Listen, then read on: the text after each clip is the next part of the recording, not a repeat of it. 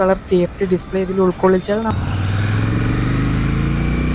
Heavy ട്രാഫിക്കിലൊക്കെ പെട്ട് കിടക്കുകയാണെങ്കിൽ ബൈക്കിന്റെ gear അറഞ്ചും പുറഞ്ചും മാറ്റി കളിക്കേണ്ട ആവശ്യമില്ല. 3ാമത്തെ ഗിയറിലോ 4ാമത്തെ ഗിയറിലോ ഇട്ട് സുഖമായിട്ട് നമുക്ക് ഈ ഒരു ബൈക്ക് സിറ്റിയിൽ കൊണ്ടു നടക്കാം. 350 കിട്ടുന്നതിൽ കുറച്ചുകൂടെ ടോർക്കും സ്പീഡും തരുന്ന ഒരു ബൈക്ക് റോയൽ എൻഫീൽഡിന് ഇറക്കിക്കൂടെ എന്നത്. ബൈക്ക് ഓൺ ചെയ്യുന്നതിന് മുമ്പ് നമുക്ക് ഒത്തുചേർന്ന് പോകാൻ പറ്റിയ ഒരു ക്യാരക്ടറാണോ ബൈക്കിന്റേത് എന്ന് ആദ്യം നമ്മൾ മനസ്സിലാക്കണം. അതർവൈസ് ബന്ധം പകുതിക്ക് വെച്ച് അവസാനിക്കാനുള്ള ചാൻസ് കൂടുതലാണ്. 2025 നമ്മൾ ഇവനെ പരിചയപ്പെടുന്നതെങ്കിലും ഏകദേശം ഒരു നൂറ്റാണ്ടോളം പഴക്കമുള്ള ചരിത്രം ഉണ്ട് കേട്ടോ ഈ ഒരു ബൈക്കിന്റെ പിന്നിൽ. 1932 ലണ്ടനിലെ ഒളിമ്പിയ മോട്ടോർ സൈക്കിൾ ഷോയിലാണ് റോയൽ എൻഫീൽഡ് അവരുടെ ആദ്യത്തെ ബുള്ളറ്റ് ബൈക്കിനെ അവതരിപ്പിക്കുന്നത്. റഗ്ഗഡ് ലുക്കും ബോൾഡ് ഡിസൈനുമാണ് എൻഫീൽഡിന്റെ ചരിത്രം മാറ്റിക്കുറിച്ചതെന്ന് നമുക്ക് പറയാം. റോയൽ എൻഫീൽഡ് അതിന്റെ സിംഗിൾ സിലിണ്ടർ ഒരു തമ്പ് ശബ്ദം കൊണ്ടാണ് ഇന്ത്യയിൽ കൂടുതൽ അറിയപ്പെടുന്നതെങ്കിലും 1950-കളിൽ അമേരിക്കൻ വിപണി ലക്ഷ്യമാക്കിയിട്ട് വലിയ ടിൻ സിലിണ്ടർ എഞ്ചിനുകളും ഇവർ നിർമ്മിച്ചിരുന്നു. 1962, 1970 ടൈമിൽ റോയൽ എൻഫീൽഡിന്റെ ചരിത്രത്തിലെ തന്നെ ഏറ്റവും വേഗതയേറിയതും കരുത്തുറ്റതുമായ പാരലൽ ടിൻ എഞ്ചിനുകളോട് കൂടി വരുന്ന ബൈക്കുകളായിരുന്നു ഇന്റർസെപ്റ്റർ 750 സീരീസ്. പക്ഷേ 1970 UK ഫാക്ടറി പൂട്ടിയതോടുകൂടി ഈ വലിയ എഞ്ചിനുകളുടെ നിർമ്മാണം റോയൽ എൻഫീൽഡ് താൽക്കാലികമായി അവസാനിപ്പിച്ചു. നീണ്ട 50 വർഷത്തെ ഇടവേളയ്ക്ക് ശേഷം 2018 റോയൽ എൻഫീൽഡ് അവരുടെ ഏറ്റവും പുതിയ 648cc പാരലൽ ടിൻ എഞ്ചിൻ വികസിപ്പിച്ച് ഇന്റർസെപ്റ്റർ 650, കോണ്ടിനെന്റൽ GT 650 എന്നീ ബൈക്കുകളിലൂടെ ആഗോള വിപണി പിടിച്ചുപറ്റുന്നത്. ആ ഒരു ടൈമിലെ പലരുടെയും മനസ്സിലെന്ന പോലെ തന്നെ എന്റെ മനസ്സിലുണ്ടായിരുന്ന ഒരു ഇമാജിനറി ബൈക്കായിരുന്നു നമ്മുടെ ക്ലാസിക്കിന്റെ ബോഡിയിൽ ആ ഒരു 650cc വന്നാൽ എങ്ങനെയിരിക്കും എന്നത്. അപ്പൊ പലരുടെയും ആ ഒരു കാത്തിരിപ്പിന്റെ ഫലമാണെന്ന് ഇപ്പൊ നമ്മുടെ ഉള്ളതെന്ന് പറയാട്ടോ. അതായത് 1948 പഴയ ബുള്ളറ്റിന്റെ ഡിസൈനും ഭംഗിയും പുതിയ 650cc പാരലൽ ടിൻ എഞ്ചിന്റെ കരുത്തും ഒന്നുവരുന്ന ഒരു പെർഫെക്റ്റ് മോഡേൺ റെട്രോ ബൈക്ക്. അപ്പോൾ hello ladies and gentlemen, moto noise മലയാളത്തിന്റെ പുതിയൊരു വീഡിയോയിലേക്ക് എല്ലാവർക്കും സ്വാഗതം. ഇന്ന് നമ്മുടെ ഒപ്പം ഉള്ളത് റോയൽ എൻഫീൽഡ് ക്ലാസിക് 650.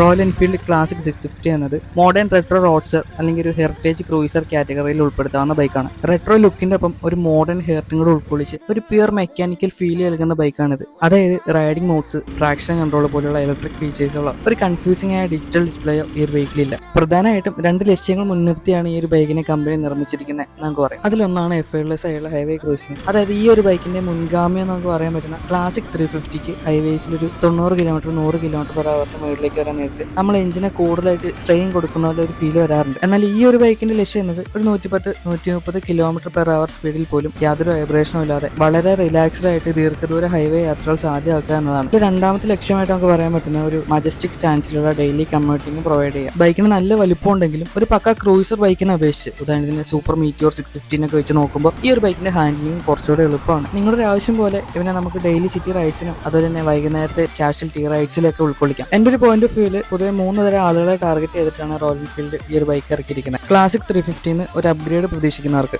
നിലവിൽ വർഷങ്ങളായിട്ട് ക്ലാസിക് 350 അല്ലെങ്കിൽ ബുള്ളറ്റ് ഓടിക്കുന്ന ലക്ഷക്കണക്കിന് ആളുകൾ ഇന്ത്യയിലുണ്ട്. ഇത്തരക്കാർക്ക് ആ ഒരു സെയിം ലുക്കും കംഫർട്ടും വെച്ചുകൊണ്ട് തന്നെ കുറച്ചുകൂടെ പവറും സ്പീഡും കൂടിയ ഒരു ബൈക്ക് വാങ്ങണമെന്ന് ആഗ്രഹിക്കുന്നവർക്ക് വേണ്ടിയിട്ടുള്ള ഒരു പെർഫെക്റ്റ് ചോയ്സ് ആണ് ക്ലാസിക് 650. ഒരു മെച്ചൂർ മൈൻഡ് സെറ്റോടുകൂടി ലോങ് ഡിസ്റ്റൻസ് ടൂറുകൾ പ്ലാൻ ചെയ്യുന്നവർക്ക്, അഗ്രസീവായ സ്പോർട്സ് ബൈക്കുകളും അല്ലെങ്കിൽ സീറ്റേറ്റ് കൂടി അഡ്വഞ്ചർ ബൈക്കുകളൊക്കെ താല്പര്യമില്ലാത്തവർക്ക് നിവർന്നിരുന്ന് റിലാക്സ്ഡ് ആയിട്ട് പ്രകൃതി ഭംഗിയൊക്കെ ആസ്വദിച്ച് യാത്ര ചെയ്യാൻ ആഗ്രഹിക്കുന്നതുമായ ഒരു മിഡിൽ ഏജ് റൈഡേഴ്സിനെ ഈ ഒരു ബൈക്ക് കൂടുതൽ ആകർഷിക്കും. കൂടാതെ റെട്രോ ക്രോം എന്തൂസിയാസ്റ്റുകൾക്ക്, ബൈക്കുകളിൽ ഒരുപാട് പ്ലാസ്റ്റിക് പാർട്സ് വരുന്ന ഇഷ്ടമല്ലാത്തവർക്ക്, പഴയകാല മെറ്റൽ ബോഡി ഫീലിനോടും തിളങ്ങുന്ന ക്രോം ഫിനിഷിങ്ങിനോടും ഒക്കെ താല്പര്യമുള്ളവർക്ക്, ഇത്തരം കാറ്റഗറി റൈഡേഴ്സിന് വേണ്ടി റോയൽ എൻഫീൽഡ് നിർമ്മിച്ചിരിക്കുന്ന ബൈക്കാണ് ക്ലാസിക് 650. റോയൽ എൻഫീൽഡിന്റെ പരമ്പരാഗതമായ കാസ്കറ്റ് ഹെഡ്ലൈറ്റ് ഡിസൈൻ തന്നെയാണ് ഇതിൽ നമുക്ക് കാണാൻ പറ്റുന്നത്. ഹെഡ്ലാമ്പിന് തൊട്ട് മുകളിലായിട്ട് ക്ലാസിക് 350ലേതുപോലെ തന്നെ 2 ചെറിയ പൈലറ്റ് ലാംപ്സും കാണാം. റോയൽ എൻഫീൽഡിന്റെ സിഗ്നേച്ചർ മോഡൽ LED യൂണിറ്റ് ആണ് ഈ ഒരു ബൈക്കിലുള്ളത്. ഇതിന്റെ ചെറിയ നെഗറ്റീവ് എന്താണെന്ന് വെച്ച് കഴിഞ്ഞാൽ ഞാൻ ഇതിനു മുമ്പുള്ള റോയൽ എൻഫീൽഡിന്റെ ബൈക്സിൽ പറഞ്ഞിട്ടുള്ളതാണ്. ഹൈബീമിൽ ഹൈവേസിൽ കുറച്ച് വെട്ടം കുറവുള്ള ഫീൽ ചെയ്യുന്നുണ്ട്. ഒരു ഓക്സിലറി ലൈറ്റ്സ് എപ്പോഴും ബെറ്റർ ആയിരിക്കും. ബൈക്കിന്റെ വിന്റേജ് ലുക്കിനോട് ചേർന്ന് പോകുന്ന റൗണ്ട് ഇൻഡിക്കേറ്റേഴ്സ് നമുക്കിതിൽ കാണാം. ഫ്രണ്ടിൽ 19 ഇഞ്ചും റിയർ സെക്ഷനിൽ 18 ഇഞ്ചുമുള്ള അലുമിനിയം സ്പോക്ക് വീൽസ് ആണ് ഈ ഒരു ബൈക്കിന് കമ്പനി കൊടുത്തിരിക്കുന്നത്. ട്രഡീഷണൽ സ്പോക്ക് വീൽസ് ആയതുകൊണ്ട് തന്നെ ഇതിൽ ട്യൂബ് ടയറുകളാണ്, ട്യൂബ്ലെസ് അല്ല.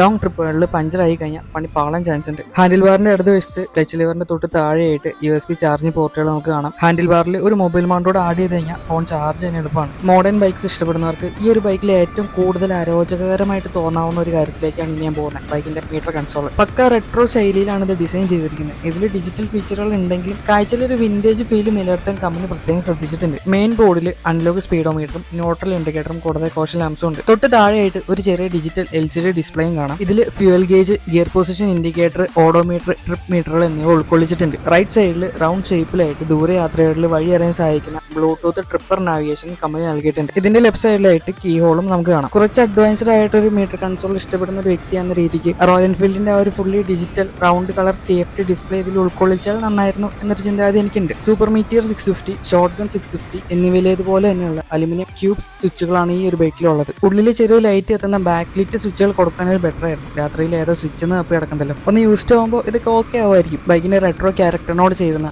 റൗണ്ട് ഷേപ്പ് ക്രോം മിററുകളാണ് നമുക്കിൽ കാണാൻ പറ്റുന്നത്. നമ്മൾ സാധാരണ ഓടിക്കണ പോലെ അല്ലെങ്കിൽ ഒരു 80 km/h നോക്കുമ്പോൾ മിററിൽ വൈബ്രേഷൻസ് അധികം കാണാനില്ല. പക്ഷേ ഒരു 120-130 km/h നോക്കുമ്പോൾ ഹാൻഡിൽ ബാറിൽ ചെറുതായിട്ട് വൈബ്രേഷൻസ് വരുന്നുണ്ടെന്നും ആ ഒരു വൈബ്രേഷൻ മിററിലേക്കും വരുന്നുണ്ട് എന്നൊരു ഓണറിന്റെ ഫീഡ്ബാക്ക് നമുക്ക് കിട്ടിയിട്ടുണ്ടായിരുന്നു. Interceptor, shot gun, super Meteor എന്നീ ബൈക്കുകളിൽ നമ്മൾ കണ്ട അതേ എഞ്ചിൻ തന്നെയാണ് ഈ ഒരു ബൈക്കിലും വരുന്നത്. പക്ഷേ ക്ലാസിക് എന്ന ബ്രാൻഡിന്റെ സ്വഭാവത്തിനനുസരിച്ച് ഇതിന്റെ എഞ്ചിന്റെ ട്യൂണിങ്ങിലും റൈഡിംഗ് ഫീൽഡിലും കമ്പനി ചില മാറ്റങ്ങൾ വരുത്തിയിട്ടുണ്ടെന്ന് മാത്രം. 648cc parallel twin air oil cooled എഞ്ചിനാണ് ഈ ഒരു ബൈക്കിന് കരുത്ത് നൽകുന്നത്. ഇത് 46.39 bhp 7250 RPM-ലും 52.3 Nm ടോർക്ക് 5650 RPM-ലാണ് ഉൽപ്പാദിപ്പിക്കുന്നത്.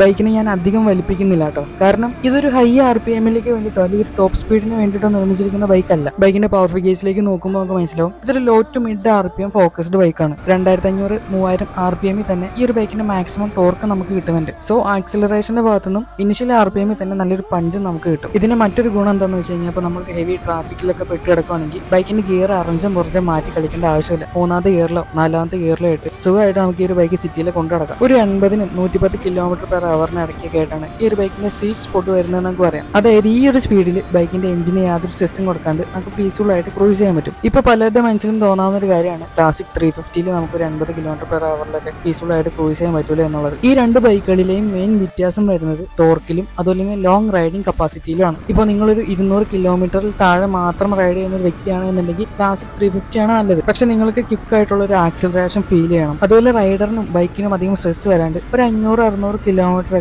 ഒരു 100 km/h ക്രൂസ് ചെയ്യാൻ ആഗ്രഹിക്കുന്ന ഒരു വ്യക്തിയാണ് നിങ്ങളെങ്കിൽ നിങ്ങൾക്ക് കണ്ണുമൂട്ടി ക്ലാസിക് 650 തിരഞ്ഞെടുക്കാം. എത്ര വലിയ ദൂരവും ഇതിനൊരു പ്രശ്നമല്ല. പഴയകാല ബ്രിട്ടീഷ് മോട്ടോർ സൈക്കിളുകളെ ഓർമ്മിപ്പിക്കുന്ന രീതിക്ക് പീ ഷൂട്ടർ ഡിസൈനിലുള്ള ക്രോം ഫിനിഷിംഗിൽ വരുന്ന ട്വിൻ സൈഡഡ് എക്സോസ്റ്റ് ആണ് ഈ ഒരു ബൈക്കിനുള്ളത്. ഇന്റർസെപ്റ്റർ 650-ലേതുപോലെ അത്ര സ്പോർട്ടി ആയിട്ടുള്ള ഒരു എക്സോസ്റ്റ് നോട്ടല്ല. ഇതിനേക്കാൾ ബേസ് കൂടിയ ചെറിയൊരു തമ്പ് സൗണ്ടാണ് ബൈക്കിനുള്ളത്.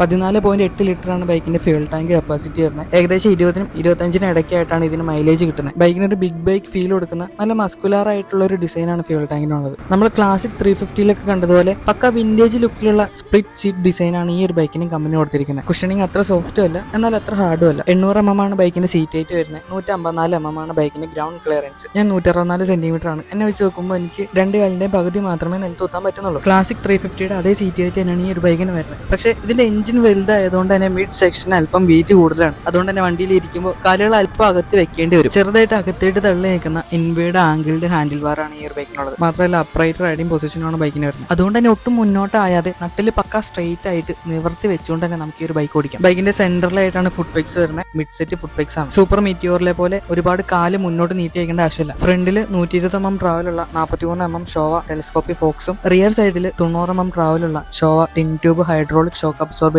ആണ് വരുന്നത്. സസ്പെൻഷൻ സെറ്റപ്പ് കുറച്ച് സ്റ്റിഫ് ആണ്. അതായത് ഒരു ഹാർഡ് ഫീൽ ആയിരിക്കും. ക്ലാസിക് 350-ൽ ഫീൽ ചെയ്തപോലെ ഒരു സോഫ്റ്റ് സൈഡ് സസ്പെൻഷൻ ഇതിൽ പ്രതീക്ഷിക്കരുത്. 243 കിലോയാണ് ബൈക്കിന്റെ വെയിറ്റ് വരുന്നത്. അപ്പോൾ ഇത്രയും വെയിറ്റ് ഉള്ള ഈ ഒരു ബൈക്ക് അത്യാവശ്യം മാന്യമായ ഒരു കുഴിയിലേക്ക് ചാടി കഴിഞ്ഞാൽ അടി തട്ടാതിരിക്കാൻ വേണ്ടിയിട്ടാണ് ഈ ഒരു ബൈക്കിൽ സ്റ്റിഫ് സൈഡ് സസ്പെൻഷൻ കമ്പനി കൊടുത്തിരിക്കുന്നത്. ഹൈവേ ടൂറിങ്ങിന് നല്ലൊരു സ്റ്റെബിലിറ്റിയും അതുപോലെ കുറച്ച് കുണ്ടും കുഴിയുള്ള റോഡിലേക്ക് കയറി കഴിഞ്ഞാൽ അത്യാവശ്യം നല്ല നടുവേദനയും ഈ ഒരു സസ്പെൻഷന്റെ ഭാഗത്ത് കിട്ടിയേക്കാം. ഫ്രണ്ടിൽ 320 mm ഡിസ്കും റിയർ സൈഡിൽ 300 mm ഡിസ്കുകളാണ് വരുന്നത്. കൂടാതെ ഒരു ഡ്യുവൽ ചാനൽ ABS-ന്റെ സപ്പോർട്ടും ഈ ഒരു ബൈക്കിൽ കാണാം. അഗ്രസീവ് ആയിട്ടുള്ള ഒരു ബ്രേക്കിംഗ് അല്ല, പ്രെഡിക്റ്റീവ് ആയിട്ടുള്ള ഒരു ബ്രേക്കിംഗ് ആണ് ബൈക്കിനുള്ളത്. റിയർ സൈഡിലെ മഡ് ഗാർഡുകൾ ടയർ മുഴുവനെ കവർ ചെയ്യുന്ന രീതിക്ക് ഒരു വിന്റേജ് സെറ്റപ്പിലാണ് ഡിസൈൻ ചെയ്തിരിക്കുന്നത്. ബൈക്കിന്റെ ടെയിൽ ലാമ്പും ഇൻഡിക്കേറ്ററും ക്രോം ഹൗസിംഗിൽ വരുന്നതുകൊണ്ട് തന്നെ ബൈക്കിനൊരു ലേഡ് ബാക്ക് പ്രീമിയം ലുക്ക് ഇത് നൽകുന്നുണ്ട്. നല്ല ഹെവി ആയിട്ടുള്ള ഒരു ബൈക്കാണിത്. അതുകൊണ്ട് തന്നെ ട്രാഫിക്കിൽ വെട്ടിക്കാനും തിരിക്കാനും ഒക്കെ കുറച്ച് പ്രയാസമായിരിക്കും. അതുപോലെ തന്നെ ചെരിഞ്ഞൊരു പാർക്കിംഗ് ലോട്ടിൽ നിന്ന് ബൈക്ക് റിവേഴ്സ് എടുക്കേണ്ട ഒരു അവസ്ഥയൊക്കെ വരുമ്പോൾ ബൈക്കിന്റെ ഒരു ഹെവിനെസ് നമുക്ക് പെട്ടെന്ന് ഫീൽ ചെയ്യും. നമ്മൾ ആദ്യം പറഞ്ഞാൽ ഒരു ലോങ് റൈഡിന് പ്രാധാന്യം കൊടുക്കുന്നവരാണ് ഈ ഒരു ബൈക്ക് കൂടുതലും ചൂസ് ചെയ്യേണ്ടത്. ഈ ഒരു കാര്യത്തിൽ ആള് പുലിയാണ്. ഒരു മാജിക് കാർപ്പറ്റ് പോലെയാണ് ബിഹേവ് ചെയ്യുന്നത്. നല്ലൊരു റൈഡിംഗ് കംഫർട്ടും ആൾ നമുക്ക് തരും. നമ്മുടെ ടോപ്പിക്കിൽ ഇല്ലാത്ത ഒരു കാര്യം കൂടി ഇവിടെ ചർച്ച ചെയ്യാൻ ഞാൻ ആഗ്രഹിക്കുകയാണ്. എന്താണെന്ന് വെച്ചാൽ പല ഫേമസ് യൂട്യൂബേഴ്സും ഈ ഒരു ബൈക്കിന്റെ വീഡിയോ ചെയ്തപ്പോൾ അതിന്റെ കമന്റ് സെക്ഷനിൽ പലരും പറയുന്നത് ഞാൻ കണ്ടിട്ടുണ്ട്, 4 എഞ്ചിനും 40 മോഡലും എന്നൊക്കെ. പക്ഷെ എന്റെ ഒരു അഭിപ്രായത്തിൽ